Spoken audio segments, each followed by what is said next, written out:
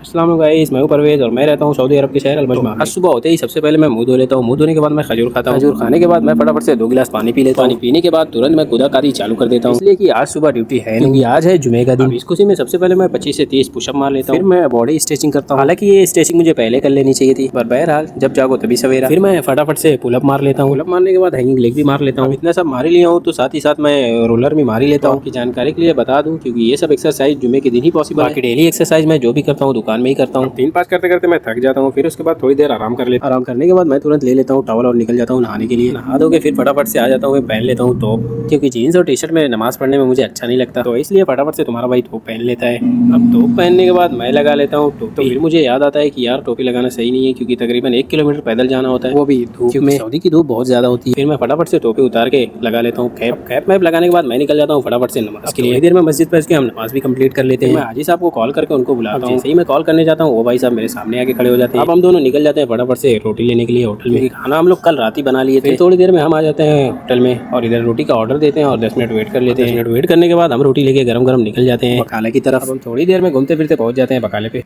बकाले पे पहुंचने के बाद वहां से हम ले लेते हैं एक कोल्ड ड्रिंक। अब कोल्ड ड्रिंक लेने के बाद हम निकल जाते हैं रूम के लिए। और अगर आपको ये वीडियो पसंद आए तो लाइक एंड सब्सक्राइब जरूर कर लें।